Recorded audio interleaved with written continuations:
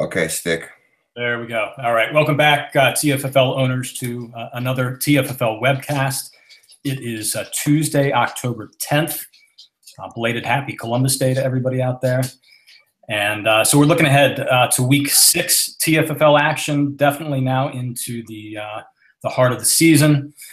Before we came on the air just a moment ago, we were already starting to talk about playoff tiebreakers and trades that people may need to make to shore up their team. So it's that time of year already.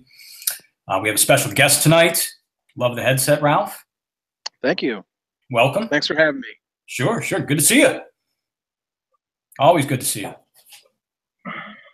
Let me introduce the rest of our panel real quick. Our commissioner and skipper of the Sponge Fishermen, Chief. Hello again. Berto from Jack's Giant Killers with a new laptop this week. Hey, Sticks. Actually, different laptop, not a new laptop, but a webcam and an Ethernet cable. We've upgraded the IT significantly in Killers headquarters. Very nice. So far, so good. And Hank, czar and CEO of the K-Wheels. Good evening, everyone. Berto, thank you from all of us here at TFFL Webcast Productions for upgrading your system. It looks fantastic. Well done. All right, so we've got a good agenda for the week. As always, we're going to start with TFFL trivia. And I thought I've had a couple really good trivia questions the last couple weeks. They have been kind of stumpers. And my wife remarked, she said, "Boy, these questions seem awful hard. You're frustrating the panel." So I agree. In part because of that, and in part because I've been sick, I've got a really easy one for you here. I just want to let people get some points on the board. If you miss this question, you really deserve to fall behind. Okay. Okay. How many franchises? And let me do this. I want you guys to write down your answer in 30 seconds. No time to think about this over the next 30 minutes. It's too easy a question. How many franchises have co-owners?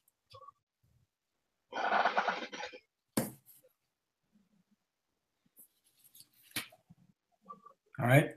Panel, write it down. Viewers at home, write down your answer. This should be a fairly easy one. Ralph, let's notch a point for the guests. Hank, whenever you're ready, I want to quickly segue into our TFFL standings, as we were just talking about. Again, lots of teams tied. I think more than one winning team, as we just noted, would be out of the playoffs as of today.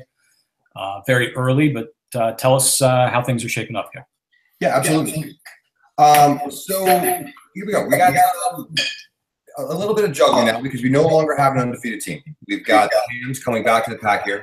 So we've got the Hormel Hams, the AMPAC, and the Slippery Beavers all standing up top at 4-1, looking strong on top of their divisions. Trending upward at 3-2. We have 4 teams, so we've got more than half the league with a winning record. The Senators, Aliens, Killers, and Fats. And to my delight, if we did the break, then we'd figure out that the Killers would be the team that gets left out of the playoffs. Just wonderful news. Then we have the trending downward teams, the Lizards and Sponge. Even though that the teams are they're right there, they need to get going. And Devils and Mongols better watch themselves, or they're going to be joining me in really where you don't want to be at all. So yeah. Except you have them as 4-1 on that sheet. Well, we need to make sure that the editing department gets a little better. And so now those guys are 1-4. Yeah, there we go. So quick editing on the fly here. So there you have it. There are your standings. All right, good. So we're breezing through this now. We can get right into our roundtable discussion. We have lots of good agenda items here. Lots happening in the NFL and the TFFL. I just want to throw a few big ones out there. You guys tell me what you want to talk about, what comments you want to make. Odell Beckham out for the season.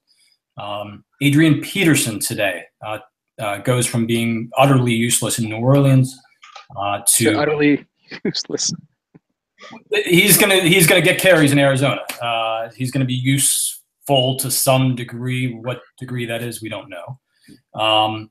Deshaun Watson, as advertised for the K-Wheels, we talked a lot about him last week, comes through with another 5-touchdown game. Any other quick hit topics you guys want to bring up? Is Deshaun Watson really the savior for the K-Wheels? Is Peterson going to help the Lizards overcome the loss of Beckham? What's your reaction here? I'll quickly just jump in on Deshaun Watson because we talked about that a little bit last week, and I'm excited. I mean, come on, you can't ask for a better follow-up than that. And he helped me to my highest point total of the year, which is really sad to say that, but he did. I hope he's real. I mean, he seems like this guy seems like he might be really good. I hope he's not somebody that defenses start to figure out, but he's throwing touchdowns and he's throwing, good routes to guys he's got some receivers. So I'm hopeful this Houston team is good, and I'm hoping he's somebody we can potentially, build around a little bit. We'll see. My question for the Wheels is, I mean, he came out strong with the Watson strategy, but is Watson trade bait for this year? Is Carr trade bait? You're gonna get potentially something more in season for him than you will out of season. Is that going to happen or what? I think if you look at the standings closely, I said the shop is open for trade talks with the K-Wheels, and I mean that. I mean, Derek Carr has been the guy I thought I was building my team around all off season this past year. I didn't draft Deshaun Watson. I picked him up as a free agent, but he looks great. So let's, I'm wide open for discussions. Happy to talk about pretty much anybody on my roster. With Henry and Julio will be tough, but other than that, I'm wide open. Including with the Killers or no? Berto, you and I can always talk. We can always talk. All right. It does give me some pleasure to just say no. Yeah. I think you keep Watson. Right now, it looks that way, right? I mean, yeah. It's early. It seems, and one thing is for certain, the quarterback market in the TFFL always seems soft to me. Running back is a position that people will overpay for, always. Wide receiver, half of the time. I don't really remember too many deals where someone got a quarterback and paid through the nose for it. Relative to the points that they score. And I mean, who's going to pony up for Watson right now? I mean, he's leading the league in scoring, but he has a limited track record. So. Yeah, it's tough. I know that there's at least one person on the panel that has paid a lot for a quarterback, and you need your quarterback to sort of be your anchor. And hey, if he's going to put up pinball numbers like this on a regular basis, I think he's worth being excited about. But like I said, I always have viewed Carr as a pretty stable, good guy to build around. So who knows? We'll see. Well, worst case, I mean, Chief paid a 1 for Luck. I paid a 2 for Matt Ryan. Phil paid a 2 for Carson Palmer, right? No, it wasn't that bad. It was what was it? It was like a 3-7 swap or something like that. It was a 2, but you got Michael Floyd. Michael Floyd, right? So yeah, I got Floyd too. So let me ask you this: at worst, you pick up a quarterback you can at least maybe trade at least for a second-round pick, and that's something. I mean, what would you pay right now for Aaron Rodgers? Is he not worth the first plus? Yes, he's worth the first plus. He is. Right, but we're not talking about Aaron Rodgers. Right. That's So I'm not saying Watson. Watson is Aaron Rodgers. We've seen rookie quarterbacks come in and they go out to the league to catch up to him, and that's fine. I will say this in his defense, though. The 2 years previous to this, he has played very well against the closest thing to an NFL defense there is outside of the NFL, and looked really good doing it. Yeah. I'm not 100% convinced his game's going to translate to long-term success in the NFL, but I certainly think he's got a shot at it. Well, even think of it this way. I mean, when do you remember the Houston Texans actually ever throwing any touchdowns? I mean, occasional DeAndre Hopkins, but I mean, that has been a wasteland of quarterbacks for years and nothing. Andre Johnson's on the phone. He'd like to have a word with you about scoring touchdowns in Houston. Matt Schwab had a few good years down there. Schwab did. And just to be clear, I know that people have paid a high price for quarterbacks, but I don't think they have relative to the points that they score. If you look at the stats right now, there's 1, 2, 3, 4, 5 quarterbacks that are doubling up the top scoring wide receiver. And you rarely see someone paying twice what they would for a wide receiver as far as the points that they're bringing onto their team. Well, you only have to start one. You only need one guy. You know, where wide receivers you need 3, and you really need 4 or 5. You know, with a quarterback you need 1, and then you need another guy for a week or 2 that you can live with, or as an emergency starter. But if you look at it, yeah, quarterbacks are the anchors of most teams. You know, there's some value there. If there's a franchise guy, yeah, he's got value. Ralph, actually, you came to mind as another big quarterback trade. You either acquired Vic or got Vic. I think from, again, the Lizards, who had 2 stud quarterbacks at the time. I think I traded Vic to Rich, I'm pretty sure. For LeGarrette Blount. It was not a huge package. I think we were all expecting it. No. Vic was projected to be the #1 quarterback that season, coming off a great comeback in Philly. And as I recall, I don't think you got quite the heist people were projecting to the point you're making right now. All right, let's not devote another webcast to Deshaun Watson. As I said, it's early. Hank doesn't have to make these decisions quite yet. Let's give him some time to prove himself and give Derek Carr. I mean, he may be playing again this week, and you know, you may have 2 great quarterbacks on your hands, and can trade one of them. We'll see. Yeah, and I'm 0-5, so we can stop talking about my team. All right, let's talk about the impact then. In fairness to Ralph, I'll acknowledge we've picked on the impact a lot over the years. Sure. In fairness to us, deservedly so. The impact have had record-setting runs of futility here in recent years. It's kind of enjoyable sometimes to see Ralph suffer. Of course. But we knew when he came back, we would all regret it. So, first off, Ralph, congratulations. It's good to be back. Thanks. I think – go ahead.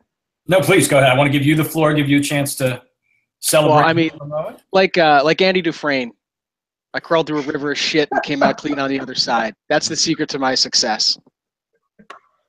You know, when you suck that bad for that long, you know, you have the luxury of stringing together a couple of good drafts, and you know, I just got frankly lucky in terms of who fell to me when I drafted. Gordon was a no-brainer at 2 3 years ago. Last year, Elliott was a no-brainer at 1, and this year the 2 guys that I got, were absolutely no-brainers where I got them, and they're, knock on wood, panning out. Who did you have ranked as your #2 rookie running back heading into this draft? Heading into the draft, I had Cook 2, Okay. And then, you know, if I was drafting second, I probably would have flipped a coin between Cook and Hunt after he played as well as he did that Thursday night game. Hey, Ralph, I have a question for you. Yes. I think I got the sense, or not got the sense, actually, you told me this, but I think you felt that you should have done more last year. And just things started to go south, and it spiraled. But it was almost like last year you should have been a playoff team and you didn't make it. But was that almost a blessing in disguise that maybe you weren't going to win it? And then you came back and you got the #1 overall and the #5 overall. And that, I mean, not only did you have a chance to maybe win or compete, make the playoffs last year, but now you have the potential to be a dynasty type of team. So do you feel that you were, this is 1 year late? Did you expect to be at a better spot last year? Oh, totally. Yeah. I was crushed last year, playing as poorly as I did. And I think when I looked at it, a lot of it was, the now classic slow start by Russell Wilson. That got things on a bad downhill spiral. And, couple of keepers that didn't pan out, first round pick that decided that he had the sickle cell trait, didn't help things. So it was a bunch. It was a disaster. So, I mean, you're right. I could have done stuff because my team did start to pick up towards the end of the season. Yeah. But, I don't think it was,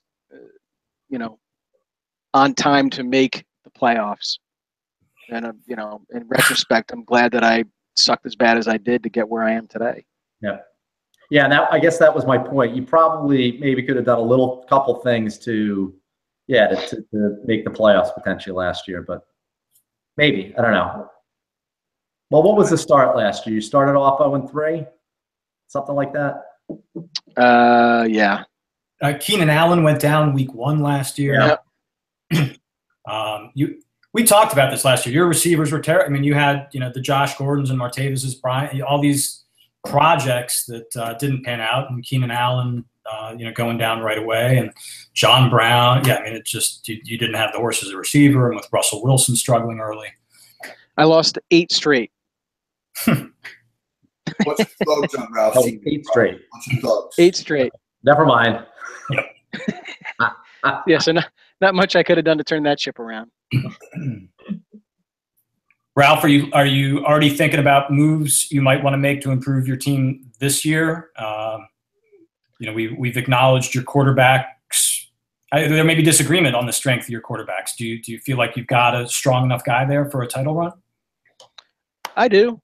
I've got 2 guys in the top 10 right now, and I think if you look at how seasons pan out, Wilson tends to do better as the season goes on, and that offensive line gels. It's clearly where they do not spend money, and they, I'm sure they pay Tom Cable a shitload of money to get that offensive line in order.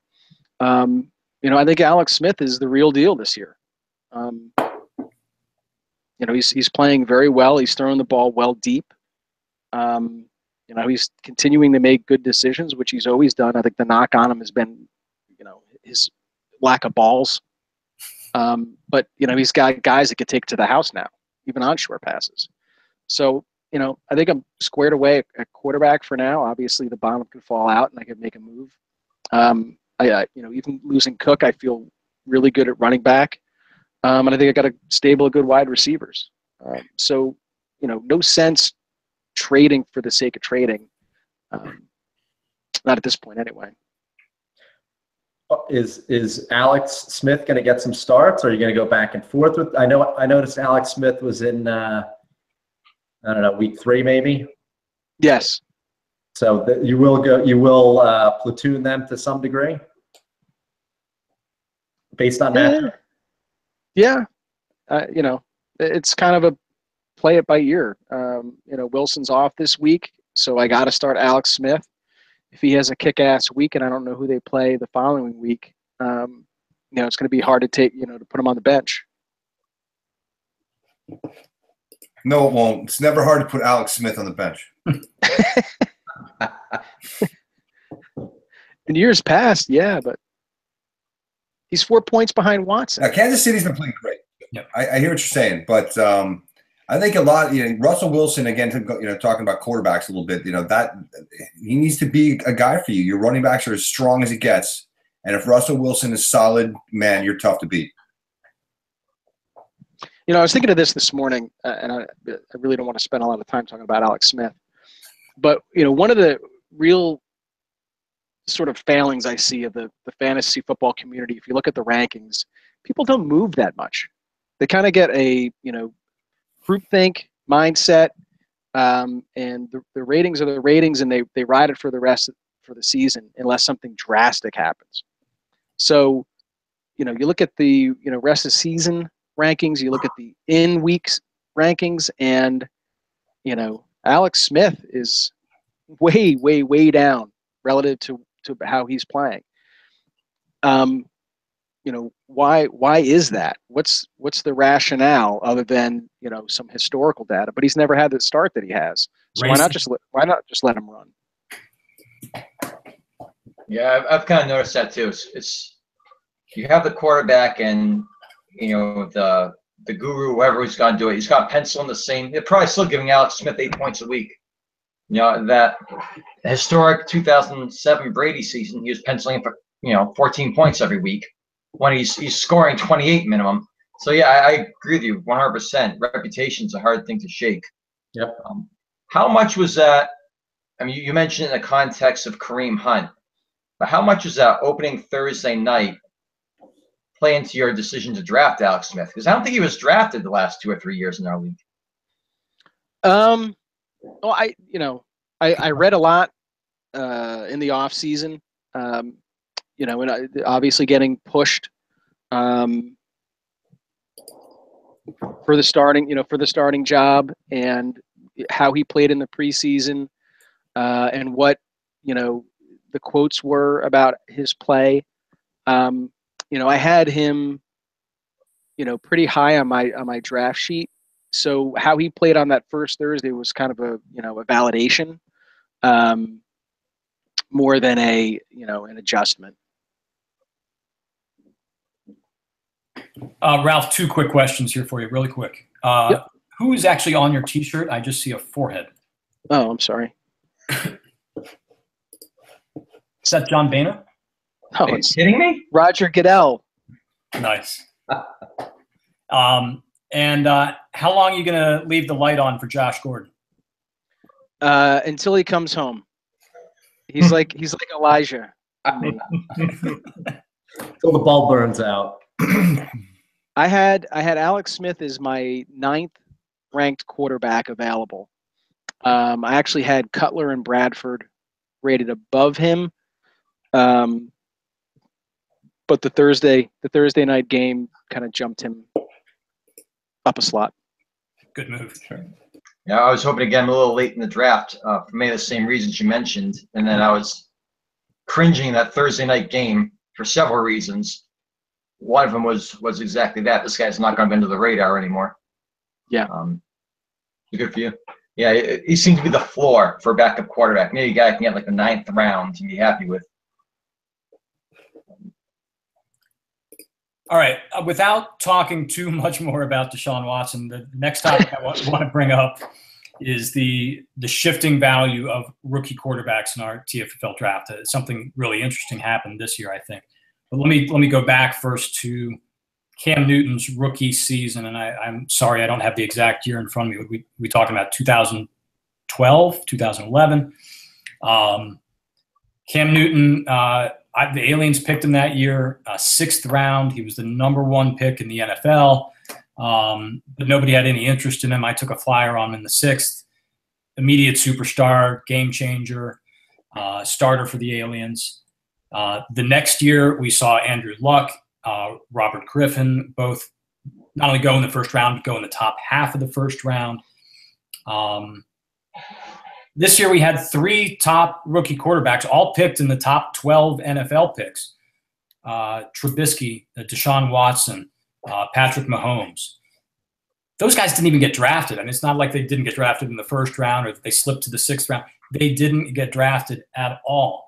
And I found that very interesting. And we're seeing, obviously, that's a mistake to some degree for those who might have needed a long-term answer at quarterback. They probably should have rolled the dice on a Deshaun Watson at some point.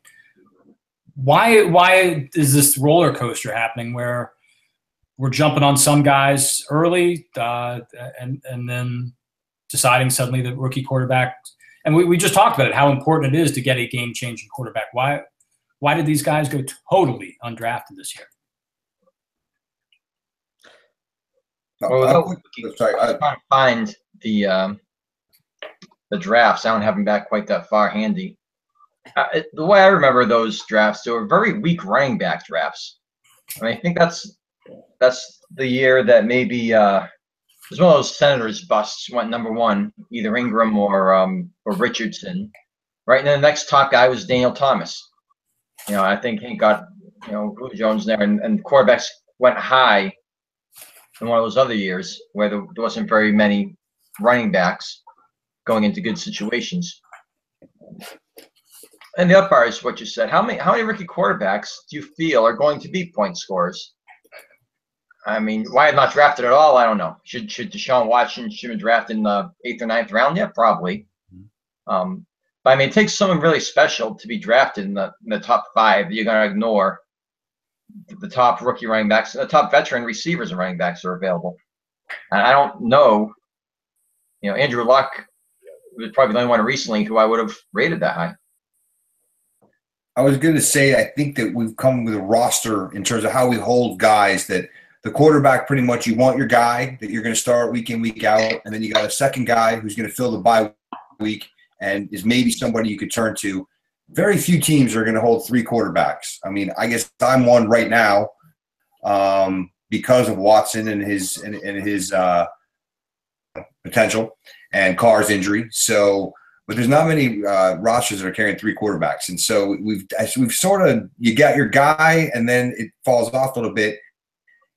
But he saw Watson being this good, back to Chief's point of, and that's just like a transitional guy. We knew Cam Newton was going to be really good. We knew Andrew Luck was going to be really good, and those guys did get drafted early in the TFFL draft. No, I think go ahead, Ralph. I think Cam Newton had over 10 touchdowns his rookie year rushing.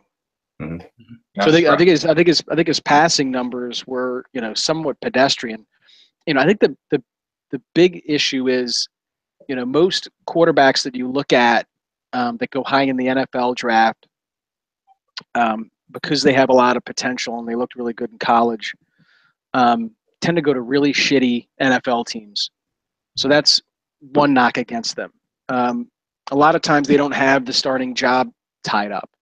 So, when there are positions that, you can fill, running back, I think people are shy to take, a real gamble on a quarterback because as hard as it is to predict how running backs are going to do, I think it's even harder with quarterbacks.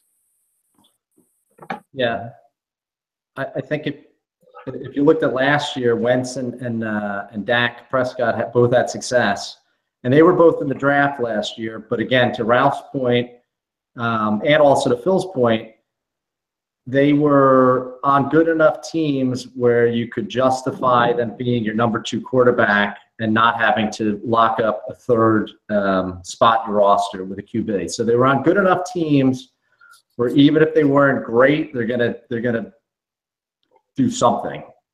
So, and I think that's maybe a little bit of the difference. So. Now, these are all good points. I mean, if you draft Mahomes or Trubisky, you might be thinking you're not getting any value this year, and are you going to keep him the next year? I get it. I think the risk reward late in the draft probably favors rolling the dice on one of these guys. And I suspect just as we sort of learned that lesson a bit with Cam Newton, we'll probably see some rookie quarterbacks go a lot earlier next year, having learned that lesson a bit this year. Oh, yeah. Maybe so. Right now, we have 8 of the 12 TFL teams are carrying 2 quarterbacks. So 4 of those 4 teams have 3. One of them is me, obviously, who just walked into that. Another one is the Fats, who picked up Deshaun Kaiser, as somebody they can hold on to. And the other one is Nick, who kept 2 quarterbacks and then picked up Brissett, as a free agent, I guess. And so all those rookies are there. And then our last team, of course, is our commissioner, and we know why he has a 3rd. Well, I think Nick needed to start Brissett this week, didn't he? Right? Yes. Yeah. He had a bye week in an injury situation. Yeah. Does anyone remember? I'm trying to think back to that quarterback draft when Eli Manning, Ben Roethlisberger, and Phil Rivers all came out at the same time. Did any of those guys get drafted high? I mean, I don't even remember. Rivers? 2004? I don't know if they got drafted. 2004. Yeah. I don't remember. I mean, I think Phil Rivers is having a great year this year. Rivers has had a great year.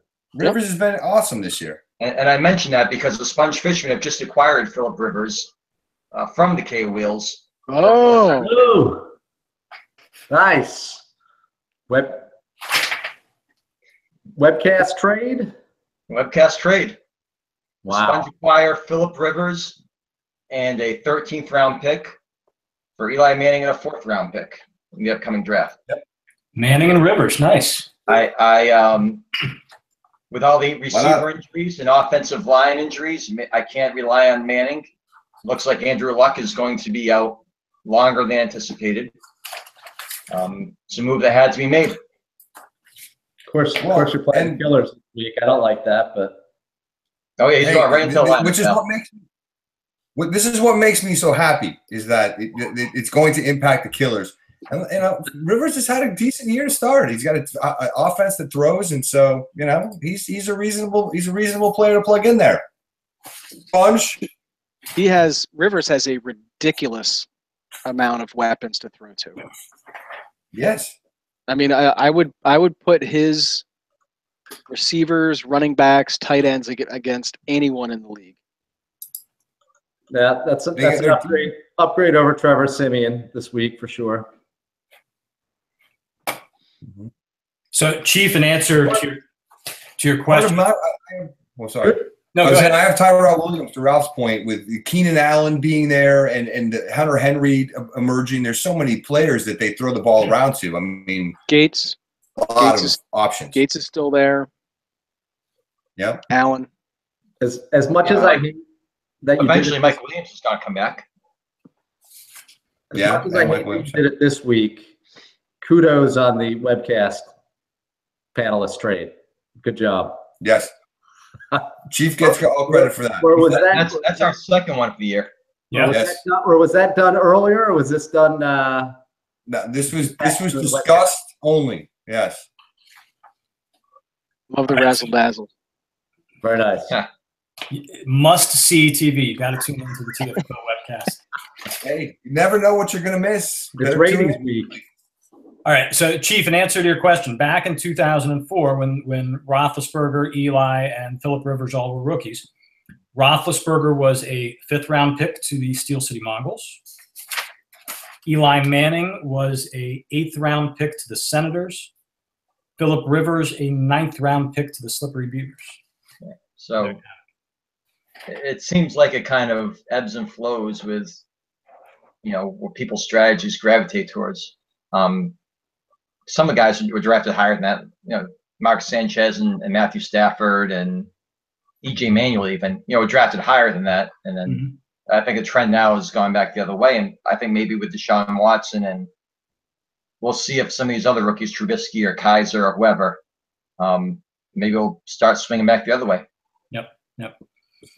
We can get an over/under bet book line on where the first rookie quarterback gets pulled for next year. Nah, we have to see the team they go to, because whoever the Jets draft is not going to go high. The Jets are not going to have the number 1 overall pick. We had two, Trubisky and Watson. We all knew were going to start, and none of us took them. And I came into this year thinking that Mahomes was a Brett Favre-esque talent. The guy's got a great arm, but he's obviously not going to play much this year as long as Alex Smith is healthy. All right, speaking of draft picks, our final agenda item for the roundtable is the importance of building through the draft or being willing to trade to update your team. And this came to mind as we were dissecting the K-Wheels last week. We picked on Hank for perhaps not trading enough. But as we go through his team and as we talk through a lot of his roster building, it's clear he deserves some credit for making a lot of good draft picks over the years. Julio Jones as a rookie receiver early in the first round when most people are taking running backs. DeMarco Murray was a great pick as a rookie running back in the middle of the first round. The Peyton Manning heist in the 3rd round of that 2014 or 2015 draft, 2013 maybe. Derrick Henry, we'll wait and see, and there wasn't a lot of choice there, but I also found Larry Fitzgerald, resurgent Larry Fitzgerald, as a 2nd rounder in 2015 for the K-Wheels. So well done, Hank, in the draft. Ralph, we've talked a lot about, has patiently accumulated these great young running backs through the draft, and that has propelled him back into playoff contention. You look at the Hormel Hams, on the other hand, they've traded for most of their great players. Drew Brees, C.J. Anderson, Tevin Coleman, Antonio Brown, Jordy Nelson. Is as important to build through the draft in the TFFL as everybody says it is in the NFL? No, that's silly. The reason why it's important in the NFL is because you have to pay the guys. You know, we don't pay these players, so no. To give you a total Belichick answer, you do what you have to do to improve your team through draft, through free agency, and through trades. I'd probably lean more towards Michael than Hank in a player acquisition thing. But yeah, no, it's not the same. We're not comparing the same thing here. Yeah. I mean, we said it last time, pick a strategy and run with it. I've traded away a lot of first round draft picks over the course of the years, and it's worked. But, Ralph did it a different way to get to where he's at. He's going to be a formidable team for years to come. So there's many ways to skin a cat. And the other thing, too, is you probably have to adjust your strategy at some point, too. So, by market conditions or where you're at or what assets you have to trade, so you got to be able to switch gears, too. And if you do a lot of trading and that's how you've been successful, then you may need to think about going in another direction and building more through the draft. So you got to be prepared to do both. And when the time is right to strike the other way, like the AMPAC right now, or maybe frankly, even the Lizards to keep going, their string of pack bowls, you gotta switch gears and potentially make a move where maybe it's not of your nature to make a big deal. You got to think about doing it. All right. I was not necessarily advocating, Chief, that it's the same as the NFL, but it's obviously the salary cap comes into play in the NFL. You got to do a little bit of both in the TFFL. And it depends whether you have assets you can be trading away. And, this is where I think, the Hams have always been really good people to trade with. They have weapons. They are willing to trade away star names. They do a wonderful job of somehow getting other people's draft picks that they can then trade away to, in the case of Jordy Nelson, give away somebody else's first round pick to get a star player. So Michael seems to do that well. And I should credit the Hams. They did draft David Johnson with, I think, the 12th overall pick a couple of years ago. Yep. Mm-hmm. Yeah, I mean, if you don't draft well, it's eventually going to bite you in the ass, right? It's because the only way you can trade for something is if you have something to trade, and you can't just trade draft picks. If you want a good player, you're going to have to give up something more than draft picks for it. So, I think Michael's strength is, packaging picks and players, and either upgrading, as far as one player is concerned, one position, or taking one piece and, trading for several pieces that, he can use to better his roster, manage bye weeks, set his team for the playoffs. I mean, I don't think it really matters as long as you do it well. If you draft well, then it doesn't really matter if you trade much. If you trade horribly, you're going to be screwed regardless of how well you draft or how well you do in other trades. I think the most important thing is if your team sucks and you're not going to make the playoffs, to get whatever the hell you can. It's like card games that I play with my kids. If you're holding cards at the end of the game, right? You got to pay the points. So, get rid of some things that you're pretty sure that you're not going to need the next year, or else you're holding the fucking bag and you're not going to be able to better yourself. Come talk to the K-Wheels. We're open for discussions. Maybe not you, Berto, but everybody else. Come talk to the K-Wheels. We have picks. Never know. Come talk to the K-Wheels. You have proven that you are open for these. We're willing to move players. We are willing to move assets. Real quick, just on this, I think getting cornerstone players and Berto. I think if you look across his run here that he's been having over several years, other than Gronkowski and probably Steven Gostkowski, he's moved players in and out. It's not the same bunch of guys. I mean, probably the Seattle running game, I guess, maybe is the third card there between Lynch and Rawls, and he's had that guy. But Berto's done a great job of finding the little pieces that make a difference, and I think that's a strategy that's worked well.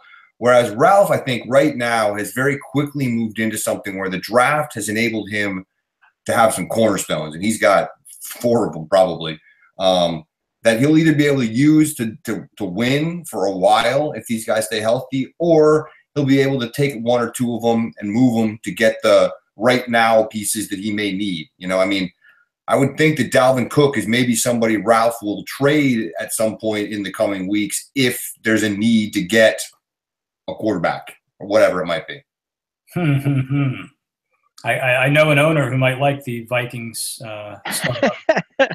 Really, yeah. Who might have a quarterback to trade? Who might have a quarterback to trade for? There might be something. So I think Ralph's done a great job of the draft building blocks that make our keeper league what it is. I mean, in a seasonal league, who cares, right? You want to get the best player right now to burn them out. But in our league, we are drafting for more than just this minute. So the draft matters probably a little bit more. But also, being able to move pieces and acquire talent to help you in the moment. I mean, Berto's done great with that. I mean, who the hell are some of these guys that he's had perform? And it's Bobby Rainey, Nick Going. Right. Yeah, Gillislee, he's in there, solid, putting up 15 points a week. Cameron Brate. Right. Great. Stud last year. Got to get him, right? Ryan Chief touched on something. It's not only trading and drafting; it's the free agent pool as well. And if I look at my team, I picked up Tyreek Hill as a free agent. I picked up who else? Bryant, who's having a shit year, but I think everyone would agree that he was a pretty good keeper. He was a free agent. Where did I get him at late? Whatever. Tony Romo back in the day was a free agent. Terrell Owens was a free agent. Jerick McKinnon this year I think is going to be a pretty good free agent pickup for me. So there's gold to be found, and I think that the key to it is hitting it at the right time or a week early. And I really thought hard about picking up Watson last week. You wouldn't have got him last week. No, the week before. I'm sorry. Oh. Yeah, you and me both, Ralph. Yep. No, you got. He was on Stick's list. Yeah, no, you're absolutely right. And a team like Hank right now, it's 0-5. You can go get who you want. You got to make sure you're active and take advantage of those opportunities. And then I think Ralph mentioned this as well. Once you're out of the playoffs, you damn well better cast aside anything of value that you aren't going to keep and get something back in return, even if it's a 5th-round pick, a 3rd-round pick. Accumulate those picks and put them to use the next year. You got to constantly be adding assets at every chance you can get. So the mail has been piling up here at TFFL. Hate it when that happens. The mailman. I felt like we should at least try to pull one out here, respond to our viewers.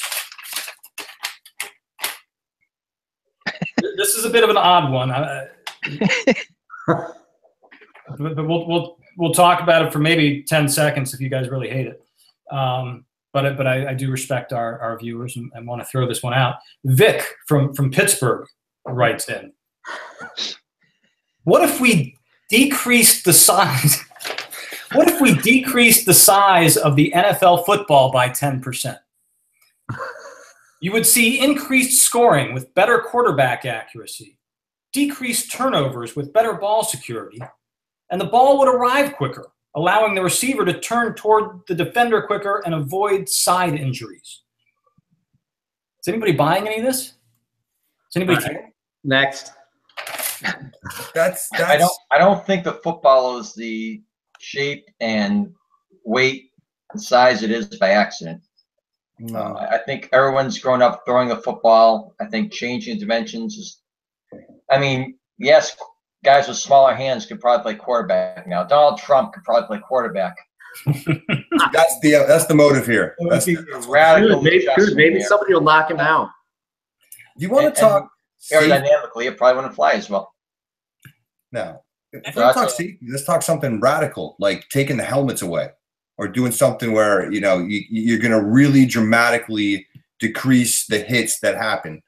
The football, that's not the issue. Some might say that Tom Brady has already tried this. Yeah, he already shrunk the football. Worked well for him. Please. Next. And correct me if I'm wrong, but the college football is actually even bigger than the NFL one, right? No, I don't think so. I've never heard that before. Yeah, I think it was a different, slightly. We're gonna have to look that up. We will look that one up. Yeah. All right. So let's on that. We'll move on beyond the question, but I do want to reward our viewer who wrote that question with a dip into the TFFL treasure chest. You got to reward that? I am going to reward it just because I like dipping into the TFFL treasure chest.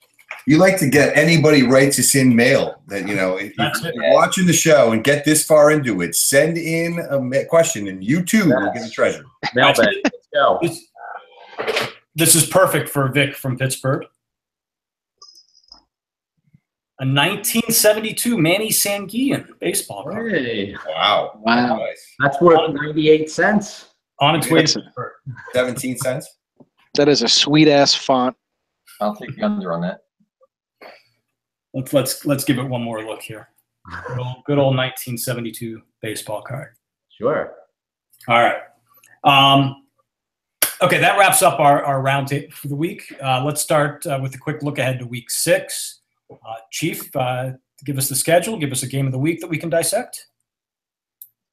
Sure thing. I know I changed it to make that transaction. So if you've read the report, you probably know where this is going. But so we have something to talk about. Week 6, the Giant Killers come to the Sponge Fisherman's Field for an ass whooping. Aliens visit the Dirt Devils.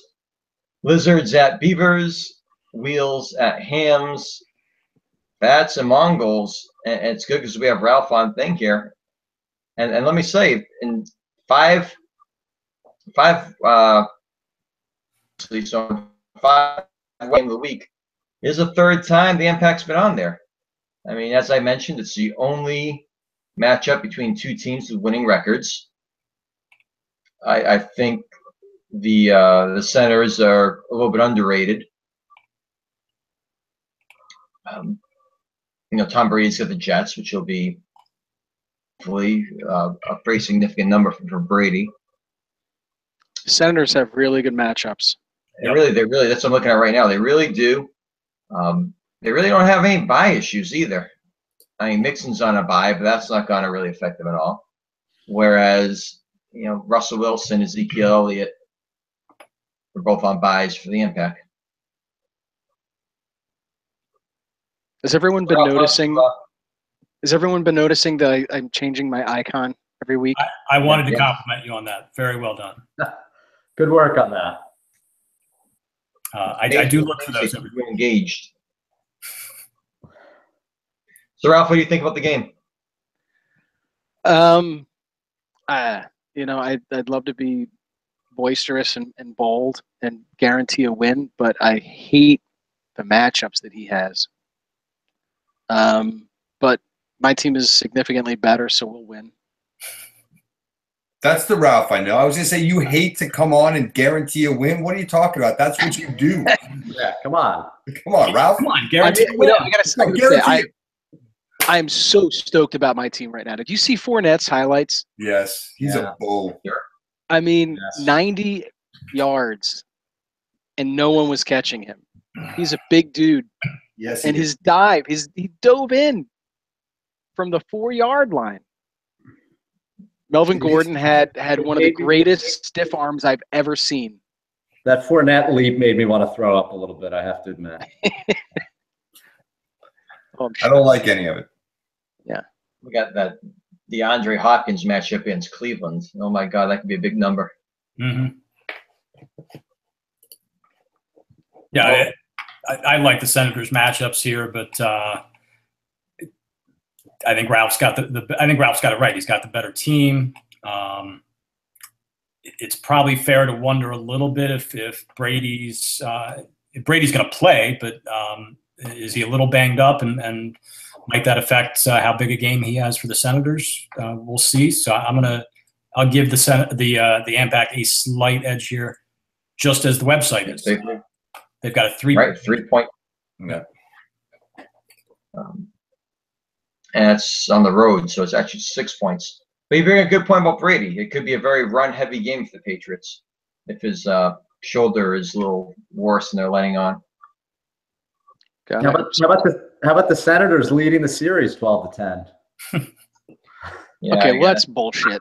By the way, there's a whole bunch of he's out of the playoffs. He's not playing this week. We're gonna stick these two guys together. Right. Get a roster in. I think we talked about that a couple of weeks ago. Hey, this is our first week of cross-conference games, exclusively NOCO v SoCo games, yes? Good point. Yep. That is correct. For the next 5 weeks or so, it's all out of conference games. Right. All right. TFFL trivia answer. This is again should be a simple one. How many franchises have co-owners? Wow. I'm disappointed. Disappointed. The answer is 5. Oh, geez. 3, Berto? Yeah, but listen. These like fringe ownership garbage. The real co-owners are Badass and T-Row, Thorny and Shively, and you're giving Shively?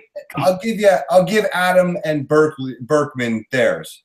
But this I forgot about Connor. of the aliens and whatever 1% of whatever the AMPAC, whatever it is.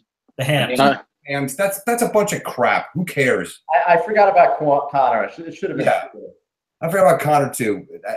Whatever. How many decisions has Connor put into the aliens? 0. None. Yeah. Not one thing. How much money has he given you? This is beside the point. Such an easy question. The aliens are not a created company. Amanda is going to be so upset. We need easier. I'm going to have to come up with an even easier question next week now. All right, who got it right? Chief got it right, and who else? Chief got it right. Did the guest make up ground? Nice. All right, good for the guests. Boo. All right, next topic is our commissioner rants and reminders. And I actually have a very important question I want to tee up this segment with. Terry Rogers is going to be our commissioner next year. Is he going to join the webcast? My original thought was to let him have my spot, not go into the guest pool. So, we'll see. I don't know what his schedule will allow, if he's going to be able to do a weekly thing. Yeah, that's something that'll take care of itself. We'll see. Seems like we should have the commissioner on the webcast. I agree. We'll sort that out. Are you taking him under your wing yet, though? No. There's no tutelage happening. It's not necessary. Let him run it how he wants to run it. It'll probably be good for the league. Things are going to change. Times they are changing. They indeed are. All right, Chief. Any special rants this week? Usual reminders. So I'll yield my rant if whoever wants to make one. I should probably give Ralph a heads up so he can have one of his robes ripped up to go. Could someone explain to me what this coach rating bullshit is? Because I'm looking right here at the scoring preview, and it says I'm the 10th rated coach. But then if you go into where the hell is it? Go into standings. Owner stats. Owner stats. Thank you. Yeah, you're up top there. So I don't get it. I don't either. So who the hell's number one? I think I was number 2. I'm 6th. Last week, Hams are 5th. I think Thornburg was first. Now he's. I don't know why you wouldn't be number 1 in this scenario since you got the highest points earned. That doesn't make sense. I mean, I really don't give a shit, but it just doesn't make any sense. Hey, the Killers are 11th, so I think it's probably spot on. It really makes no sense. Oh, here we go. Thornburg is number 1 with an 87, whatever the fuck that means. Where are you looking at this? I'm looking at the scoring preview. Lizards at Slippery Beavers.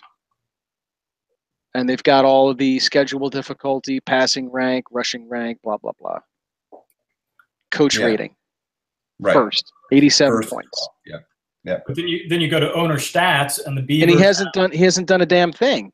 0 coaching risks, 0 points earned. Where are you getting to owner stats? Well, I think the owner stats are under standings. Yeah, standings, owner stats. Okay.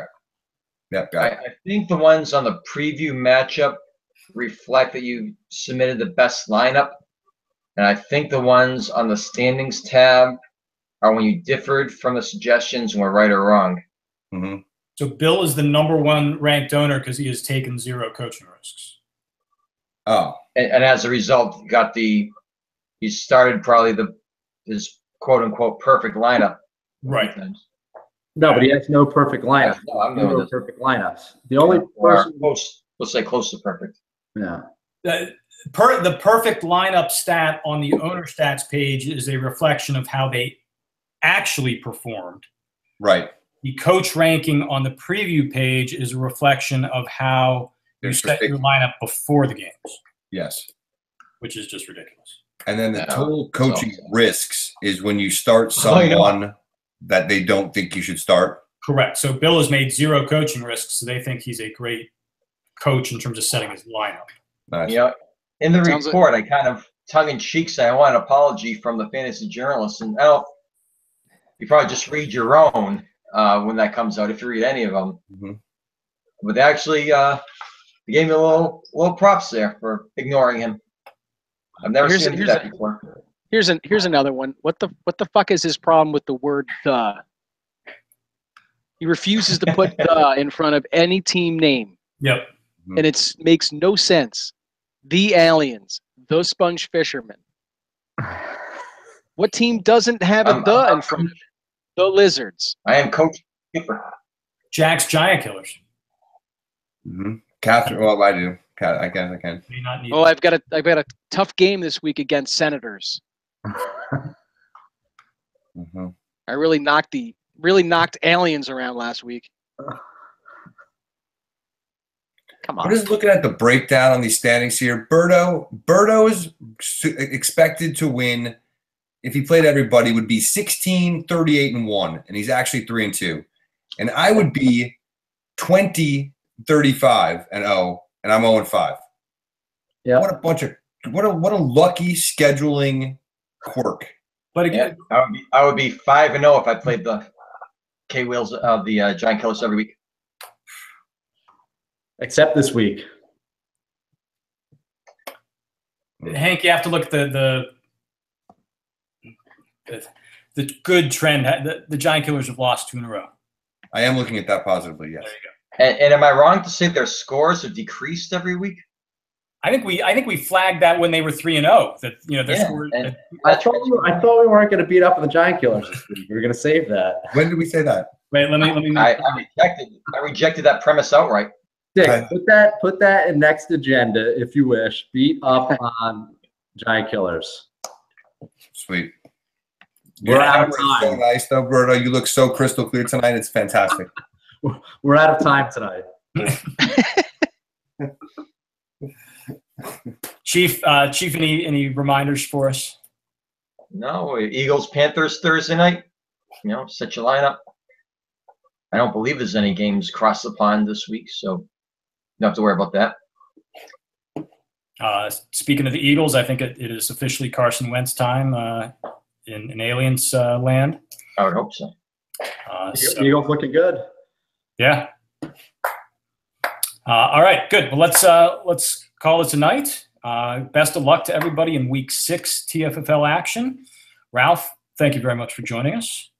Thanks for having me. Good job, Ralph. We'll hope to have you back soon. Best wishes to Ashley, Theo, Ralphie. 2 dogs' names are? Gus and Wrigley. I've met Gus. I have not met Wrigley. Good. Well, we'll hope to see you again soon. Hank, I don't know if I'm rooting for you to win now or not. I don't either. I don't know. I'm going to play. If you'd like to talk about any of my players, please talk to me. That was a great response, Phil. Phil doesn't know either. I don't care one way or the other. Let's play. I'm playing the Hams this week. You know, of course I want to beat Michael. You guys would all like me to beat Michael. I am now a team that everyone can root for. Yeah, even in the years where I've struggled, and you're angling for a high draft pick next year, you still want to win every week. Yeah. At least a half an hour into the 1 o'clock games before you realize, shit, this isn't I'm not going to win. Well, you start your best lineup, but Yes. the hope is you won't have a very good lineup to start. I still have a pretty solid lineup right now, I think.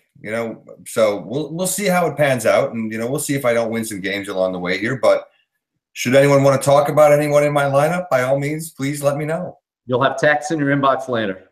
I look forward to it, Berto. I look forward to it. Let me text Kramer to give you. I look forward to Kramer's trade offers at all times. They're great. All right, nice work getting another trade done on the webcast. Yes, nice work, Chief, always. Pleasure doing business with you. So we got Giant Killers and Sponge this week. Good luck to you guys. Thank you. Chief, you're 2 and 3. Correct. Yes, there's a chance to even things up for both of you at 3 and 3 if the Sponge win. All right, good. We'll see you guys next week. We'll wrap up Week 6. Look ahead to Week 7. At that point, we'll be sort of crossing the threshold to believe it or not, the second half of the season when we're talking about Week 7 next week. So good luck this week. Take care, everybody. We'll talk to you soon. Good night. Bye now.